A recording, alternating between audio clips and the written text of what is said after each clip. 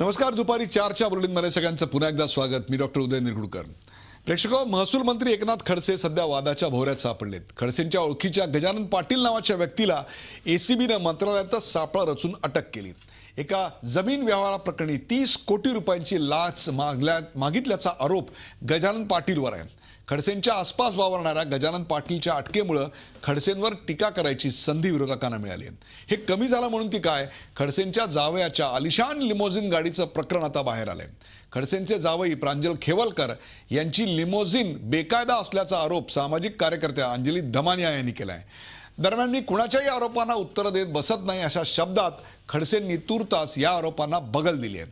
तर खडसेंची आणखी प्रकरणं बाहेर काढण्याचा इशारा अंजली दमानिया यांनी दिलाय. काय आहेत खडसेंविरोधात दमानियांचे नवे आरोप? या आरोपांमध्ये त्यांच्याकडे नेमके काय पुरावे आहेत? फक्त महसूल मंत्री खडसेंनाच त्या टार्गेट का करतायत? खडसेंवर तोप डागण्यासाठी दमानियांना कुणी दारूपळा पुरवतंय का? भारतीय जनता पक्षामधल्या अंतर्गत राजकारणाचा हा भाग आहे का? खडसेंना कोंडीत पकडण्यामागं नेमकं काय राजकारण आहे? या सगळ्या प्रश्नांची उत्तर आपण आज जाणून घेणार आहोत. आपल्या सोबत आहेत स्वतः अंजली दमानिया. अंजली दमानिया आपल्या भात्यातून आरोपांचे कोणते नवे बाण सोडणार आहेत? चला पाहूया. अंजली दमानिया जी, झी24 तासवर आपलं स्वागत. आपण असं सांगितलं होतं की लिमोझिन ही तर सुरुवात आहे, या पलीकडे जाऊन इतर अनेक खडसेंच्या भ्रष्टाचाराची प्रकरणं, गैरव्यवहाराची प्रकरणं आपल्याकडे आहेत. नेमकी कोणती प्रकरणं आपल्याकडे आहेत? आज आपण नेमका काय खुलासा करणार आहात आणि त्याचा काय पुरावे आपल्याकडे आहेत? अंजली दमानिया. निरगुडकर, मला सुरुवातीला हे सांगायचं आहे की काल हे जेव्हापासून आपण सगळ्या चॅनल्सवर सुरू झाल्याबरोबर संपूर्ण महाराष्ट्रातनं, म्हणजे मी एक वेळ म्हणेन की भुजबळांच्या वेळेस मला जेवढे फोन झाले नव्हते तेवढे फोन कॉल झालेत. म्हणजे प्रत्येक जिल्ह्यातनं कितीतरी लोकांनी त्यांना जे जे त्रास झालेत खडसेंमुळे ते सगळे माझ्यापर्यंत पोहोचवलेत. तर त्यातले अनेक गोष्टी मला तुम्हाला सांगायच्या आहेत आणि या तुमच्या चॅनल थ्रू लोकांनाही सांगायचं आहे की ज्यांच्याकडे भ्रष्टाचाराचे कॉन्क्रीट प्रूफ्स असतील त्यांनी ते आमच्यापर्यंत आणून पोचवावेत. दुसरी गोष्ट, आता माझ्याकडे जे जे डिटेल्स आहेत, तुम्ही मगाशी समअप करताना म्हणालात की यांना हे कोण पुरवतंय, त्यांना अमुक लोक नेऊन देत आहेत का? मला कोणी लोक देतात म्हणजे जे त्रास ज्यांना होतो ती लोक आणून पोचवतात, त्याच्यावर मी माझा पूर्ण अभ्यास करते. मी कुठल्याही राजकीय व्यक्तीकडनं, कुठल्याही विरोधी पक्षाच्या नेत्याकडनं किंवा कोणालाही न भेटता माझं मी काम करते आणि आमचे ते डिटेल्स लोकांपर्यंत काढते.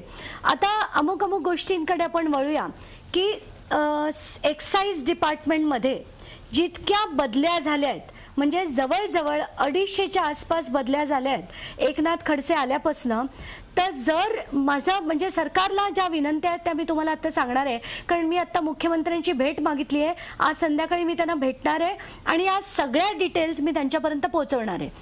त्यात खडसे हे रेव्हेन्यू मिनिस्टर झाल्यापासून या डिपार्टमेंटमध्ये, एक्साईजमध्ये किती बदल्या झाल्यात, त्यांच्या मागे ती मागणी कोणी केली आणि ती बदली कोणी केली. दुसरी गोष्ट, तापी पूर्णा नावाचा साखर कारखाना जे गिरीश महाजन आणि एकनाथ खडसे मिळून चालू करणार होते, त्याचे पेपर्स माझ्याकडे आहेत. हा कारखाना जेव्हा येणार होता, शेतकऱ्यांकडनं जमिनी घेतल्या गेल्या.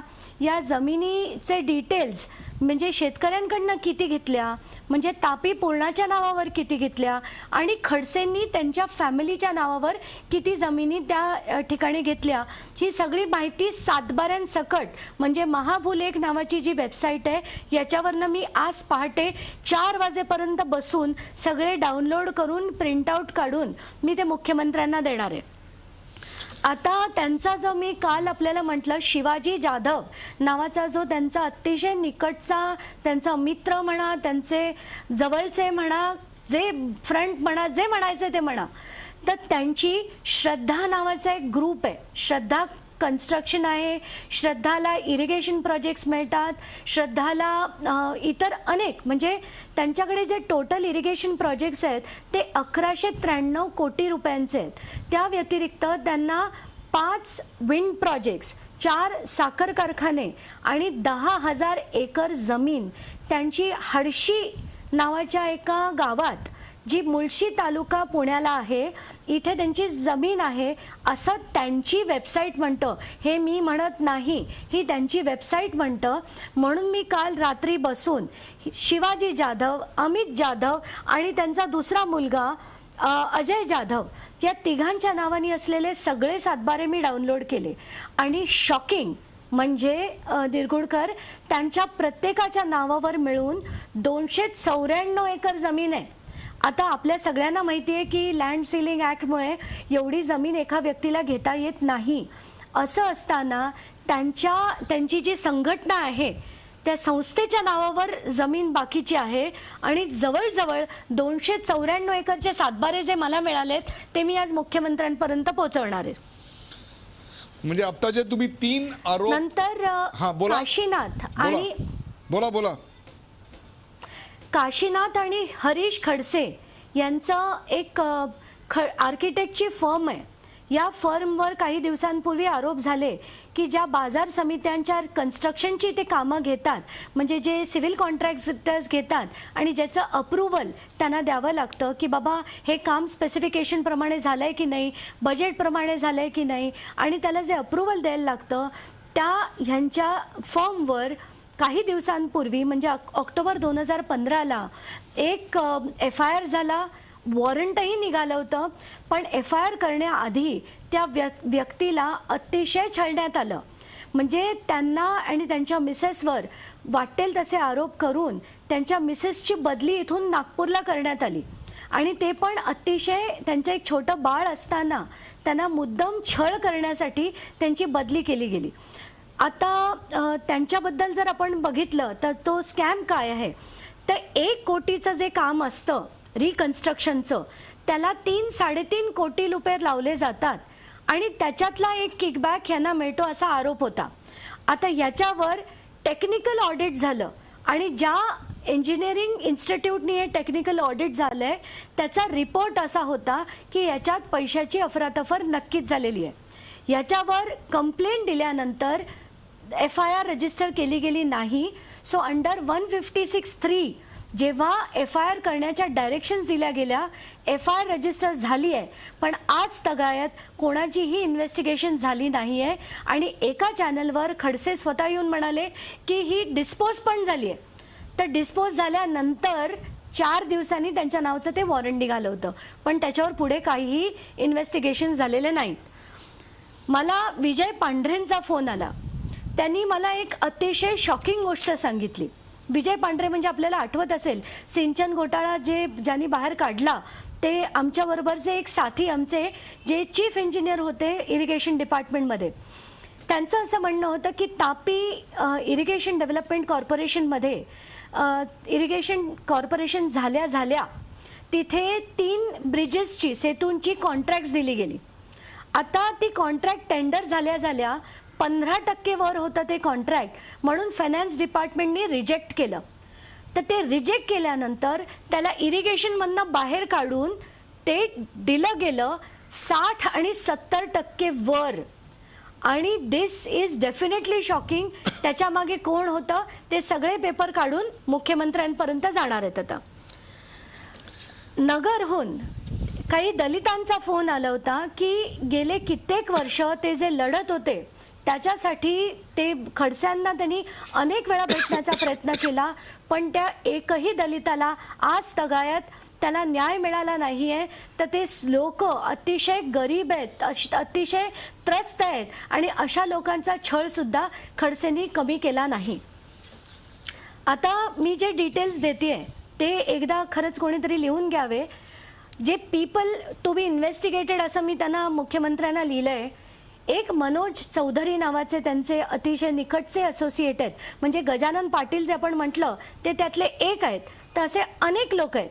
तर एक मनोज चौधरी आहेत, शांताराम भोई आहेत, सुभाष फाडे एक NGO चालवतात आणि इकडे म्हणजे माझ्याच बाजूला आता एक व्यक्ती बसलेत, ते पण मला असाच फोन करून भेटायला आले. जरा मी कॅमेरा त्यांच्यावर फिरवायला तुम्हाला विनंती करते की हे व्यक्ती मला सकाळी फोन करून भेटायला आलेत आणि त्यांनी मला जी माहिती दिली आहे की जयंत पाटील हे त्यांना भेटले, ते त्यांना रामटेकवर घेऊन गेले. रामटेकवर खडसेंच्या सांगण्यावरनं त्यांना असं सांगितलं गेलं होतं की तुम्ही 5 कोटी रुपये द्या आणि 5 कोटी त्यांच्या एका संस्थेच्या नावाने त्यांनी द्यायला सांगितले. त्या संस्थेचं नाव, त्याच्या बाकीच्या डिटेल्स सुद्धा मी मुख्यमंत्र्यांपर्यंत पोहोचवणार आहेत. तर अमित नाफाडे आणि दिलीप नाफाडे या व्यक्तींची पण पूर्ण चौकशी करावी आणि खाली दिलेल्या मी ज्या संस्था आहेत त्यांची मी नावं सांगते, त्या संस्थांची ताबडतोब पूर्ण डिटेल्ड इन्व्हेस्टिगेशन व्हावं अशी माझी विनंती आहे. त्यात पहिलं आहे Adishakti Muktai Krishi Vikas farmers producer company limited. म्हणजे निरगुडकर, मी पहिल्यांदा असं नाव ऐकलंय की त्यात हिंदी आहे, मराठी आहे, इंग्लिश आहे. Adishakti Muktai Krishi Vikas farmers producer company limited. दुसरी आहे Shri Supo Krishi Vikas farmer producer company limited. Muktai Krishi Vikas व ग्रामीण असं काहीतरी त्या संस्थेचं नाव आहे. प्रशिक्षण शेतकरी उत्पादक प्रोड्युसर कंपनी लिमिटेड. जय सरदार कृषी Vikas farmers producer company limited. संत गजानन कृषी Vikas farmers producer company limited आणि महा फार्मर प्रोड्युसर कंपनी लिमिटेड. अशा या कंपन्या, त्याच्याचबरोबर रॅम्बो नावाची एक कंपनी आणि शिवाजी जाधवांच्या श्रद्धा कन्स्ट्रक्शनची अगदी डिटेल्ड इन्व्हेस्टिगेशन अँटी करप्शननी आणि ईडीनी जर तपास केला तर मला खात्री वाटते की अनेक अनेक अनेक गोष्टी याच्यातनं बाहेर निघतील. माझ्याकडे त्यांचे असलेले जमिनीचे सातबारे, म्हणजे आत्ताच मी तुम्हाला सांगते की त्यात एने जमीन 110 एकर खडसेंच्या नावाने आहे, 110. आणि या व्यतिरिक्त खडसे फॅमिलींची जवळजवळ 45 एकर जमीन ही खुद्द मुक्ताईनगरमध्ये. आणि हे सगळे मी डिटेल्स वेबसाईट महाभूलेखवरनं डाउनलोड केलेत. मला कोणीही ते दिलेले नाहीत, कुठल्याही विपक्षाच्या नेत्यांनी नाही आणि इतर कोणीही नेत्यांनी नाही. आणि काल जे त्यांनी विधान केलं त्याबद्दलही मला म्हणायचंय. आणि ते म्हणाले की अंजली दमानिया सुपारी घेऊन काम करतात. तर मला त्यांना साफ साफ शब्दात सांगायचंय की सुपारी ही पैसे घेऊन लोक घेतात. मी पैसे न घेता खडसेंसारख्या लोकांची सुपारी घ्यायला अगदी तयार आहे. सुपारी म्हणजे त्यांना एक्सपोज करायची, त्यांचा जर भ्रष्टाचार असेल तर तो बाहेर काढायची, सुपारी घ्यायला. आणि एक पैशाचा त्यांना सिद्धांतांवर काम करणारे लोक असतात ही कदाचित त्यांना कल्पना नसेल. म्हणून परत सांगते की आम्ही फक्त सिद्धांतांवर काम करतो आणि देश बदलावा यासाठी काम करतो. काल आणि एक स्टेटमेंट झालं होतं. आरटीओ ऑफिसर जे आहेत, मला वाटतं सुभाष वारे नावाचे, त्यांनी काही कमेंट्स केल्या की ही गाडी जर अवैध असेल तर 250 रुपये फाईन आम्हाला जास्तीत जास्त घेता येईल. मला ऐकून अतिशय शॉक बसला. आणि खरंच जर असं असेल तर प्रत्येकाने आपली गाडी, तुम्ही तुमची गाडी, मी माझी गाडी, आपण सगळ्यांनी लिमोझिन्स त्याच्या बनवून घेऊया, 250 रुपये फाईन देऊन टाकू. कारण ही काही फार मोठी रक्कम नाही आहे. पण ज्या आतापर्यंत 10 गाड्या सीज झाल्या आहेत, सरकार जमा झाल्या आहेत, त्या सुद्धा लोकांना परत देण्यात याव्यात. आणि इतकं इररिस्पॉन्सिबल स्टेटमेंट एखाद्या ऑफिसरकडनं येणं विदाउट व्हेरिफिकेशन. आता ही पिक्चर्स, हे व्हिज्युअल्स त्यांच्यापर्यंत गेले होते, तरी त्यांनी जे काल स्टेटमेंट केलं, that is absolutely shocking for a person like me. Anjali Damania मागची जवळपास 9-9.5 मिनिटं ज्याला आपण म्हणू आरोपांचा हा प्रचंड मोठा ओघ आपण अनेक गोष्टींसकट देत होता. त्यात आपण जे जे सांगितलं त्याची फक्त मी एक छोटीशी पुनरावृत्ती करतोय. ती करण्या अगोदर आपल्या शेजारी जी एक व्यक्ती बसलेली आहे त्यांच्यावर आपण कॅमेरा न्यायला सांगितलात, त्यांचं नेमकं नाव काय एवढं फक्त रेकॉर्डवर घेण्याकरता मी तुम्हाला विचारतोय की जयंत पाटील रामटेक, त्याला रामटेकवर घेऊन गेले, हे जयंत पाटील नेमके कोण आणि रामटेकवर कशाकरता घेऊन गेले, ते संस्थेच्या नावानं 5 कोटी द्यायला सांगितले, हे नेमके कुणी द्यायला सांगितले आणि कोणत्या कामाकरता द्यायला सांगितले? त्यांची एक कंपनी आहे जी EPF ची कामं घेते आणि त्यांना, म्हणजे इथे आत्ताच्या घटकेला भारतात त्याला इन्फ्रास्ट्रक्चरची कामं म्हणतो आपण, ते इन्फ्रास्ट्रक्चरची, सी ट्रान्सपोर्टची आणि अशी अनेक कामं आम्ही तुम्हाला मिळवून देऊ आणि ते देण्यासाठी तुम्ही आम्हाला 5 कोटी लाच द्या आणि 5 कोटी द्या आणि ते कशात द्या तर त्यांच्या ती जी मी म्हटलं अमित नफाडे आहेत यांचे त्यांना फोनवर फोन, ईमेल्सवर ईमेल आलेत. मी त्यांना माझ्याकडे पुरावा असावा म्हणून मी त्यांच्याकडनं एक ईमेल मलाही फॉरवर्ड करून घेतली आहे. तर त्या ईमेलचे डिटेल्सही माझ्याकडे आहेत. तर एक कृषी ग्रामीण विकास काहीतरी संघटना आहे आणि त्या नावावर पैसे देण्यात यावे असं सांगितलंय. म्हणून मी म्हटलं की या जेवढ्या त्यांच्या संस्था आहेत दिलीप नफाडेंच्या आणि अमित नफाडेंच्या या सगळ्या संस्थांचे बँकिंग डिटेल्स हे तपासण्यात यावे एसीबी कडनं आणि ईडी कडनं. आपल्या शेजारी जे गृहस्थ आणि बसलेत त्यांचं नाव कुलकर्णी आहे. अंजली दमानिया, आपल्या शेजारी जे गृहस्थ बसलेत त्यांचं नेमकं नाव काय आणि जे जयंत पाटील त्यांना रामटेकवर घेऊन गेले ते जयंत पाटील नेमके कोण? कारण महाराष्ट्राच्या राजकारणात जयंत पाटील अशा नावाचे बरेच व्यक्ती आहेत म्हणून खुलासा व्हावा म्हणून मी तुम्हाला हा प्रश्न विचारतोय. हो बिलकुल बिलकुल. मला वाटतं मी माझा माईक त्यांना देते कारण कुठेतरी त्यांना हा प्रश्नाचं उत्तर द्यायची संधी आपण देऊया. त्यांचं असं म्हणणं आहे की जयंत पाटील हे नेमके कोण, कारण जयंत पाटील हे अनेक महाराष्ट्रात आहेत. तर आपण त्या प्रश्नाचं उत्तर द्या जरा. आपलं प्रथम नाव सांगा. आपलं प्रथम नाव सांगा. आपलं नाव सांगा. आपलं प्रथम नाव सांगा आणि हां, माझं नाव रवींद्र कुलकर्णी आहे. ॲक्च्युली मी एका कंपनीचा व्हाईस प्रेसिडेंट आहे सिंगापूरच्या. नाही मला माईक नाही आहे. नाही बरोबर, बोला तुम्ही बोलत राहा. एक मागचं काढून टाका फक्त. हां या you can take it no problem. Hello, सिंगापूरच्या कंपनीचे आपण उपाध्यक्ष आहात. हॅलो, आपल्याला रामटेकवर कोण घेऊन गेलं होतं? हो, अंजली दमानिया म्हणताय ॲक्च्युली रामटेकवरती मला कुणी नेलं नव्हतं. जयंत पाटील हे त्यांचे एक OSD आहेत जे त्यांच्याच बरोबर त्यांच्याच मंत्रालयामध्ये एका केबिनमध्ये बसतात. त्यांचा नंबर माझ्याकडे आहे, त्यांची काही करस्पॉन्डन्स माझ्याकडे आहे. आणि जयंत पाटलांनी मला अमित नाफाडेंची ओळख करून दिली होती. आमचं एक लंच मीटिंग झाली होती एका 5 स्टार हॉटेलमध्ये आणि त्या हॉटेलबरोबर आम्ही त्या अमित नाफाडेंबरोबर आम्ही डील करावं आणि 5 कोटी रुपये द्यावेत शेळ्या मेंढ्या पालन करण्यासाठी जे फंड्स लागतात किंवा बाकीच्या कॉस्टसाठी ज्या काही फंड्स लागतात त्यासाठी ते फंड्स देण्यात यावेत असं खडसे साहेबांनी आम्हाला सांगण्यात आलं होतं. म्हणजे मला सांगण्यात आलं होतं आणि मी त्याच्यानंतर अमित नाफाडेंबरोबर मुद्दाम त्यांच्याकडनं असं म्हटलं की आमच्या इथं रजिस्ट्रेशन प्रोसेस असते तर तुम्ही ती प्रोसेस करून घ्या कृपा करून. तर त्यांनी ती प्रोसेस पण कंप्लीट केली होती आणि he was following me in such a fashion की नाही आता तुम्ही कधी देताय आम्हाला सांगा कारण आमच्याकडनं साहेबांकडनं आमच्यावरती प्रेशर येतं आहे. आणि माझ्याकडे काही त्यांचे आता डिटेल्स आहेत. त्या डिटेल्समध्ये पण काही व्हॉट्सअप मेसेजेस आहेत त्याच्यामध्ये पण त्यांनी असं लिहिलेलं आहे की मी पाटील आणि बॉस यांच्याशी बोलणं झालेलं आहे माझं आणि then it has been cleared. आता पुढचं स्टेटस काय मला हे सांगण्यात यावं त्याचाही मी आता डिटेल्स दमानिया मॅडमना दिलेले आहेत. अंजली दमानिया यांनी मगाशच्या 10 मिनिटांमध्ये जवळपास 11 अत्यंत गंभीर अशा स्वरूपाचे आरोप या राज्याच्या महसूल सकट 11 अत्यंत महत्वाची खाती ज्यांच्याकडे आहेत अशा एकनाथ खडसे यांच्यावर केले. मी कुणाचीही सुपारी घेत नाही तर मी सुपारी जर घेतलीच असेल तर ती एकही पैसा न घेता या देशामध्ये न्यायाचं राज्य प्रस्थापित व्हावं याकरता घेते.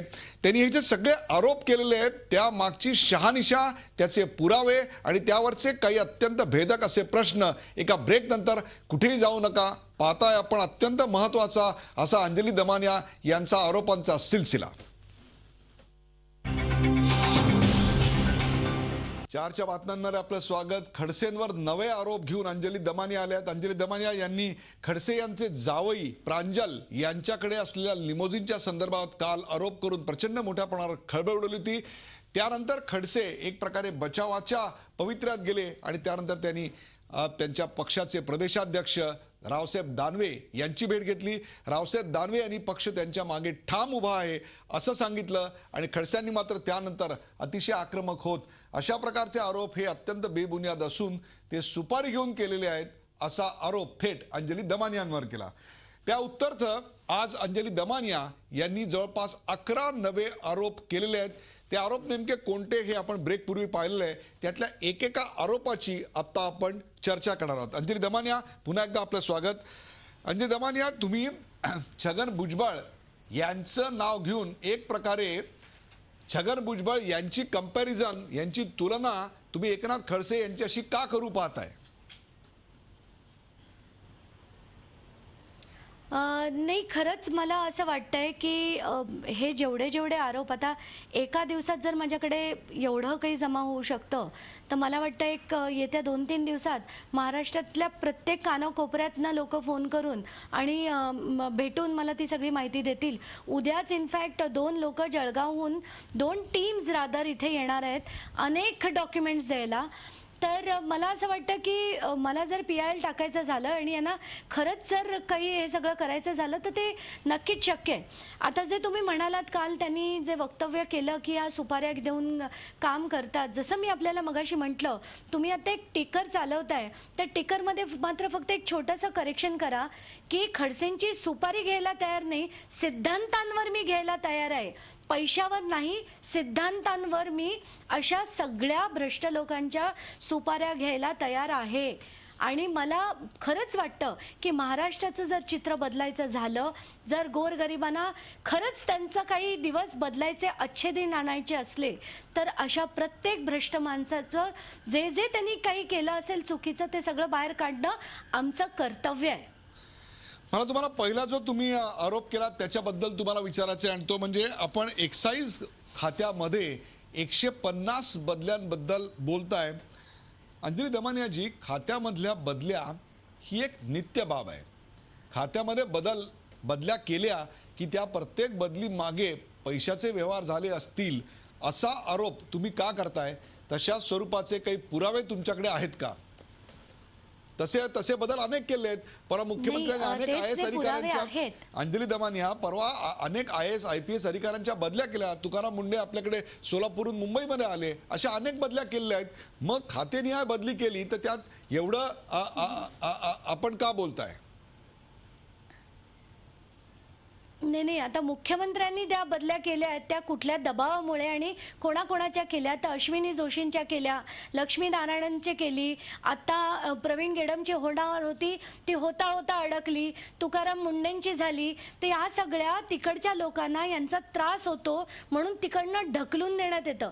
ही बदली वेगळी, पण एखाद्या व्यक्तीला हवं ते ठिकाण देणं, मग तो सुपरिटेंडंट असो, कमिशनर असो, डायरेक्टर असो, एक्साईजच्या, कारण प्रत्येक ठिकाणी त्यांचा दिवसाचा जो टर्नओव्हर आहे तो जर 3-3 कोटीच्या घरात असेल आणि त्यात काही जे लोक आहेत ते 3-3 वर्षांच्या वर सुद्धा त्याच ठिकाणी अडकून राहतात. त्यांच्यावर कारवाई झाल्यानंतर सुद्धा, म्हणजे त्यांच्यावर एक जे आहे ज्यांचं मी नाव पण मगाशी घेतलं, त्यांच्यावर लाचखोरीचा आरोप झाला, त्यांच्यावर वॉरंट झालं, त्यांना 6 दिवस अटक झाली, तरी सुद्धा विदाऊट एनी प्रॉब्लेम त्यांना परत रिइन्स्टेट केलं गेलं त्याच ठिकाणी. त्यासाठी किती पैसे घेतलेत हे सगळे डिटेल्स आहेत. पण म्हणूनच मी म्हटलं की याच्यात एकूण किती बदल्या झाल्या, कुठल्या कुठल्या पोस्टच्या झाल्या, प्रत्येक गोष्टीची किंमत असते. आज जर आपल्याला ही पोस्ट हवी असेल तर त्याची किंमत असते.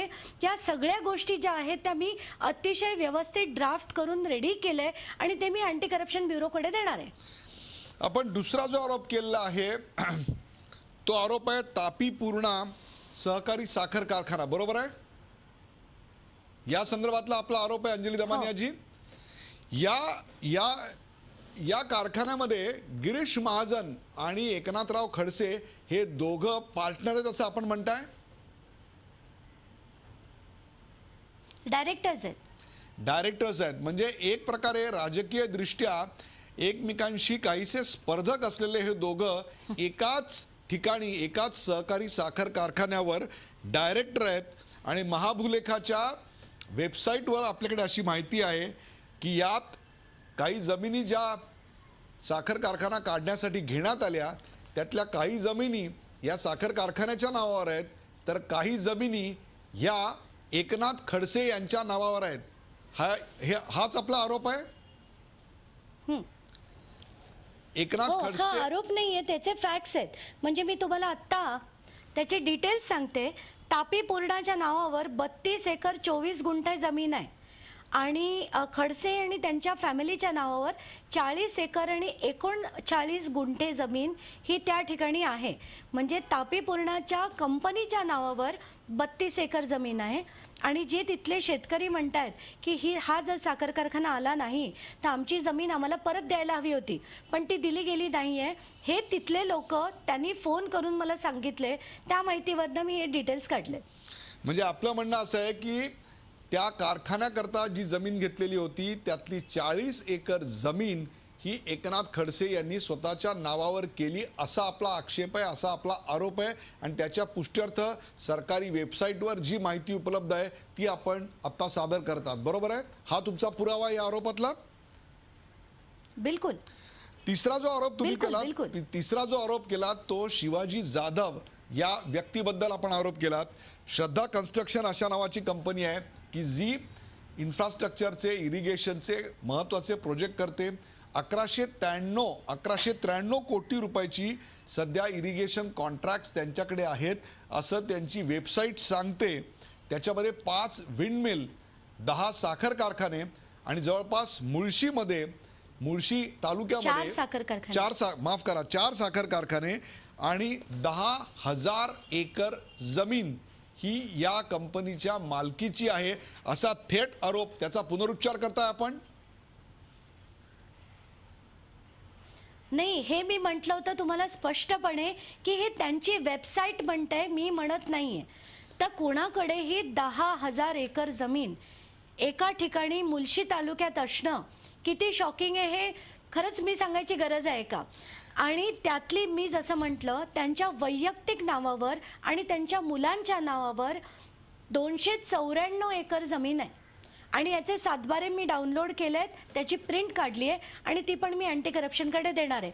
कारण एवढी जमीन घ्यायला तेवढा पैसा लागणार, तर तो पैसा कुठून आला, कुठल्या बँकेतनं आला, कोणाकडनं ट्रान्सफर झाला, हे सगळेच डिटेल बाहेर येतील. म्हणजे या सगळ्याचा आपण 2 मुद्दे निर्माण होतात याच्यामध्ये की या सगळ्याचा संबंध आपण थेट एकनाथ खडसे यांच्याशी कसा काय जोडताय?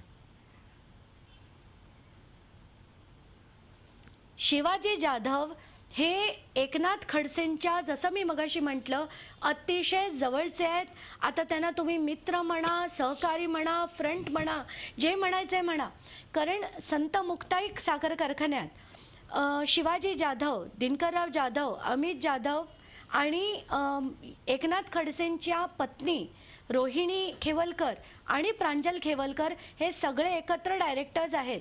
आणि एक नाही, मी तुम्हाला अशी अनेक उदाहरणं देऊ शकते की जिथे तुम्हाला दिसेल की खडसे आणि जाधव अतिशय जवळचे. अनेक कंपन्यांच्या कडे स्वतःच्या प्रोजेक्टसाठी, एक्सपान्शनसाठी शेकडो एकर जमीन असते. त्यातलाच हा प्रकार आहे असं आपल्याला का नाही वाटत? आपण यांच्या जमिनीवर आक्षेप का घेता? तुम्ही असा प्रश्न विचारू शकता की जो ग्राह्य असेल की हा पैसा कुठून आला, हे मी मान्य करतो, परंतु त्यांच्याकडे जमीन असण्याचा आक्षेप आपण का घेताय? नाही, माझा पहिला आक्षेप हा आहे की त्याचा येणारा पैसा कुठून आला, त्याचं रूटिंग कुठून झालं हे शोधून काढायला पाहिजे. आणि दुसरा आक्षेप असा की एखाद्याच्या वैयक्तिक नावावर 54 एकरच्या वर जमीन असू शकत नाही. असं असताना या तीन व्यक्तींच्या नावावर 294 एकर जमीन कुठून आली, हा माझा दुसरा प्रश्न. आणि हे पण कोणाचे जवळचे? ते एका रेव्हेन्यू मिनिस्टरच्या जवळचे लोक, अतिशय जवळचे लोक. त्यांच्या जर एवढ्या जमिनी असतील तर रेव्हेन्यू मिनिस्टर याच्यावर काय कारवाई करणार? म्हणजे आपण पुन्हा सांगताय की महाभूलेखाच्या वेबसाईटवर ही असलेली इन्फॉर्मेशन आहे, ही आपल्याला कोणीही दिलेली नाही अशा दाव्याचा आपण पुनरुच्चार करताय. Am I right? पुनरुच्चार नाही, मी तुम्हाला आता सांगते ही मी कशी शोधली, रात्री किती वाजता शोधली. माझ्या कम्प्युटरवर येऊन आपण त्याचं बघू शकता. हिस्ट्रीमध्ये सुद्धा तुम्हाला दिसेल. त्याच्यात सरळ सरळ तुम्ही जिल्हा घातलात, तालुका घातलात, गाव घातलं की तुम्ही त्याला पहिल्या नावाने सर्च करू शकता, मधल्या नावाने करू शकता, आडनावाने सर्च करू शकता किंवा संपूर्ण नावाने सर्च करू शकता. तर त्यांचं मी जेव्हा आडनाव घातलं जाधव, तेव्हा अमित जाधव, अजय जाधव, शिवाजीराव जाधव ही पूर्ण जाधव फॅमिली येते. त्याच्यात त्यांच्या सातबाऱ्यांचे जे सर्वे नंबर असतात ते सर्वे नंबर्स 1 1 1 1 मी त्याचे अनेक विंडोज ओपन केले. प्रत्येक विंडोची कॉपी काढली, प्रिंट आउट काढली आणि ती पूर्ण सिरियली अरेंज करून आज मी ती देणार आहे. म्हणजे आपला असा आत्ता संशय आहे की ही जी 294 एकर जमीन अमित जाधव आणि अजय जाधव यांच्या नावावर आहे, ती 54 एकराचं सीलिंग तोडून अवैधरित्या बेकायदेशीररित्या त्या दोघांकडे आहे आणि त्यासाठीचा जो पैसा आहे त्याचा स्रोत संशयास्पद असून ती सुई आपण ते एकनाथराव खडसे यांचे निकटवर्ती असल्यामुळे, श्रद्धा कन्स्ट्रक्शनच्या शिवाजी जाधव यांच्याशी संबंधित असल्यामुळे आणि शिवाजी जाधव आणि अमित जाधव आणि अजय जाधव यांचं रक्ताचं नातं असल्यामुळे हे सर्व पैसे कुठल्या स्रोतमधनं आले हे आपण काही त्याच्यातनं एक अनुमान व्यक्त करताय की त्या चौकशी सगळ्या व्हावी संशयाची सुई ही एकनाथरावांकडे जाते, बरोबर आहे? नाही, मी म्हणते याची चौकशी व्हावी. कुठून आलेत, काय आलेत. आता माझ्यावर डिफेमेशन केसेस होणार आहेत, त्यामुळे मला प्रत्येक शब्द हा अतिशय मोजून मापून वापरायला पाहिजे. तर म्हणून मी म्हणते की याची चौकशी व्हावी. याची नाहीतर चौकशी मी दुसरेही शब्द वापरले असते. याची चौकशी व्हावी असं म्हणत असतानाच आपला रोख कुणावर आहे हे देखील आता स्पष्ट होत आहे. याच्या पुढचा जो आपण आरोप केलेला आहे तो आहे काशीनाथ आणि हरीश खडसे यांच्या आर्किटेक्ट फर्मवर. काशीनाथ आणि हरीश खडसे यांच्या आर्किटेक्ट फर्मवर FIR दाखल करण्यात आलेला आहे. त्याच्यामध्ये पैशाची अफरातफर 156(3) FIR झालेली आहे, परंतु कोणत्याही प्रकारची इन्व्हेस्टिगेशन झालेली नाही. पुन्हा एकदा माझा प्रश्न आहे की या सगळ्याचा एकनाथरावांशी आपण संबंध केवळ खडसे आडनाव आहे म्हणून करताय का? म्हणजे या जगात खडसे किंवा अशा कुठल्या नावाची व्यक्ती जर असेल तर त्या सगळ्याचा संबंध आपण एकनाथरावांशी जोडणार का? नाही, आता त्याचं असं आहे की काका पुतणे इथेही तसं आहे ही मला कल्पना नव्हती. तर बाजार समित्यांच्या जर आपण बघितलं, त्याच्या जे सिव्हिल कॉन्ट्रॅक्टची कामं निघतात ते गेल्या 5 वर्षात 450 कोटीची ही कामं निघाली आणि या 450 कोटीच्या कामांमध्ये खूप अफरातफर झाली आहे. आणि खरं त्याचा रूल असा आहे की त्याचं टेक्निकल ऑडिट खरं तर व्हायला हवं, आत्तापर्यंत झालेलं नाही. तर माझ्या लेटरमध्ये मी हीच डिमांड केली आहे की ह्याचं टेक्निकल ऑडिट व्हायला हवं. याचे जेवढे गेल्या 10 वर्षात 5 वर्षात जे कामं घेतली गेली आहेत, कारण बाजार समित्यांची सगळ्या कामांवर बहुतेक जवळजवळ 70% कामांवर खडसेंची जी आर्किटेक्ट फर्म आहे तीच काम करते, त्यांनाच ती कामं दिली जातात आणि इन्व्हेस्टिगेट केल्यानंतर दूध का दूध पाणी का पाणी सगळ्यांसमोर येईलच. आपण या वेळेला या प्रकरणामध्ये एका बदली संदर्भात काही आरोप केलेत. ती बदली एक छळवणूक होती, घरी लहान मूल असताना ही बदली करण्यात आली. काय आहे तो नेमका आरोप आणि काय छळवणूक केली गेली आणि त्यामागचं कारण काय होतं? नाही, आता मला जो मगाशी फोन होता त्या व्यक्तीने मला असं सांगितलं की तो अतिशय छोटा माणूस आहे आणि त्याची बायको एक कृषी विद्यापीठात प्रोफेसर म्हणून काम करते. त्यांनी जेव्हा ही FIR केली आणि ते लावून धरलं, आधी कंप्लेंट केल्यानंतर झाली नाही तर FIR म्हणून त्यांनी कोर्ट मूव्ह करून 156(3)च्या अंडर त्यांनी हे रजिस्टर करून घेतलं. रजिस्टर केल्याबरोबर त्यांना त्यांची अनेक प्रकारे त्यांना धमक्या देण्यात आल्या, त्यांना त्रास देण्यात आला आणि आत्ताच्या घटकेला जसं मी म्हटलं त्यांच्या बायकोची इथून नागपूरला बदली करण्यात आली आहे. तर त्यांचं असं म्हणणं आहे की त्यांचा मानसिक छळ हे फक्त हे खडसेंविरुद्ध बोलतायत म्हणून केला जातोय. आणि खडसेंचा जे आपण विचारलात मला प्रश्न, त्याचंही मी उत्तर देते. खडसेंचा संबंध असा येतो की काही TV चॅनल्सनी हा विषय लावून धरला होता आणि जेव्हा खडसेंना हा प्रश्न विचारण्यात आला की तुमच्या पुतण्यावर असा आरोप झालाय, तेव्हा त्यांनी स्पष्टपणे त्याचं व्हिडिओ क्लिपिंगही बघितलं. त्यांनी सांगितलं की ही केस डिस्पोज करण्यात आली आहे. तर ही केस डिस्पोज करण्यात आली नव्हती. ते डिस्पोज करण्यात आली आहे जेव्हा त्यांनी म्हटलं त्याच्या 4 दिवसानंतर त्यांच्यावर वॉरंट जारी झालं होतं. म्हणजे हे जे बोलतात ते किती खोटं बोलतात ते जनतेपर्यंत आलं पाहिजे. एक शेवटचा प्रश्न, कार्यक्रमाच्या वेळेची मर्यादा लक्षात घेता खरं तर या व्यतिरिक्त आपण अनेक आरोप केले आहेत. ते म्हणजे आदिशक्ती, मुक्ताई, कृषी विकास, फार्मर अशा स्वरूपाचं 3 भाषांचं संमिश्र करून असा जो एक या ठिकाणी संस्था होती. त्याच्यानंतर मुक्ताई कृषी विकास आहे, जय सरदार आहे, संत गजानन कृषी आहे किंवा महाफार्मर आहे, या सगळ्यांच्या बद्दल आपण आक्षेप घेतलेले होते. तिथे 110 एकर जमीन ही NA करून एकनाथ खडसे यांच्या नावावर आहे असा आरोप देखील आपण केला होता. ती 110 एकर ह्याच्यात नाहीये. या कंपन्या ज्या आहेत ना, आता ही जी तुम्ही नावं वाचलीत, कोणालाही वाचल्यानंतर असं वाटेल कुठल्या तरी संस्था आहेत किंवा कुठले तरी NGOs आहेत, पण या प्रायव्हेट लिमिटेड कंपनीज आहेत आणि त्याचे डायरेक्टर्स आहेत. तर असो, पण जे मी मगाशी दुसरा पॉइंट मांडला होता तो असा होता की खडसे यांची स्वतःची मुक्ताई नगरमधली, म्हणजे आता माझ्याकडे त्यांच्या इतर ठिकाणी मला अनेक फोन आले, जसं मी म्हटलं की काही त्यांच्या केळ्याच्या बागा आहेत, काय काय आहे. पण माझ्याकडे जे फॅक्ट्स आहेत ते मी फक्त फॅक्ट्सवर बोलते.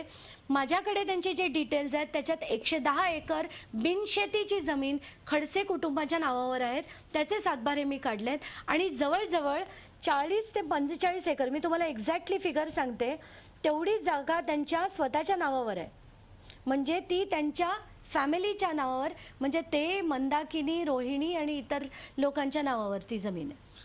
आणि शेवटचे आणखी अनेक 2-3 आरोप आहेत, परंतु कार्यक्रमाच्या वेळेची बऱ्याचदा लक्षात घेता आपण 5 जणांच्या वर अधिक सखोल चौकशीची मागणी केली आहे. त्यातले एकच मिनिट. हा बोला निरगुडकर, बोला.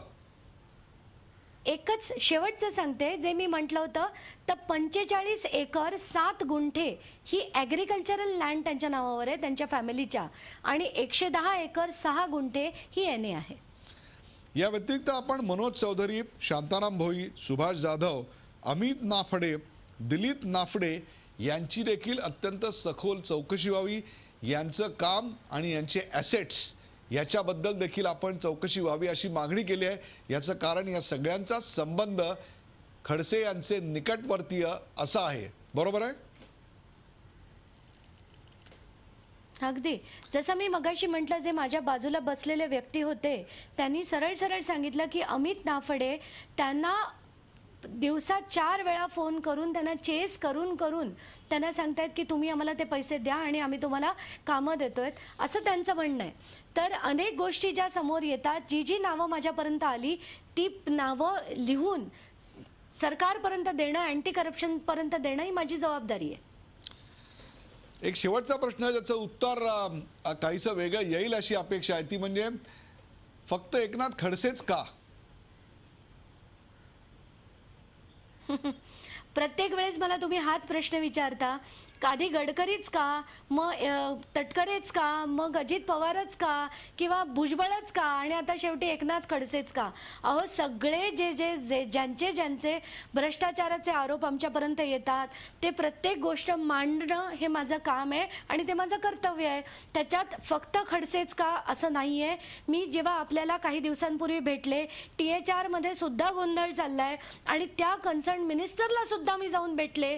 त्यांनी बोलवल्यानंतर त्या गोष्टी सुद्धा मी त्यांना मांडून सांगितल्या आणि एवढंही खडसावून सांगितलं होतं की याच्यात जर नीट योग्य काम झालं नाही तर you will be my first petitioner and ICDS commissioner will be my second.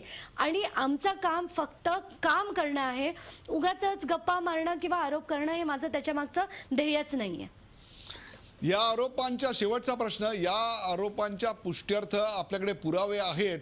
या आरोपांची तड लागण्यासाठी, दोषींवर कारवाई होण्यासाठी आपण काय पाठपुरावा पुढच्या काही दिवसात करणार आहात?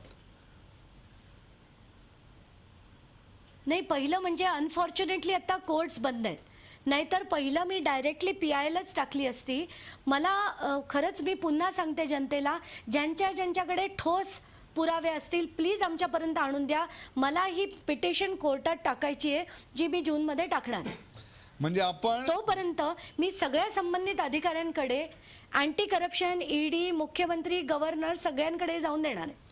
उन्हाळ्याची सुट्टी कोर्टाची संपेपर्यंत आपण राज्यपालांपासून मुख्यमंत्र्यांपर्यंत सर्वांकडे दाद मागणार आणि त्यानंतर पब्लिक इंटरेस्ट लिटिगेशन, जनहितासाठी एक याचिका दाखल करून या सर्व आरोपांच्या पुष्ट्यर्थ किंवा त्याचा पाठपुरावा करत अंजली दमानिया याच्यातून न्याय मिळतील याकरता शेवटपर्यंत लढत राहणार आहेत. अंजली दमानिया, या कार्यक्रमात सहभागी झाल्याबद्दल आपले विशेष आभार.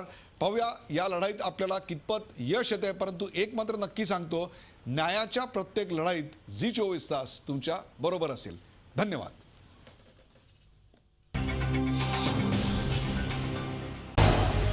झी 24 तास रहा एक पाऊल पुढे.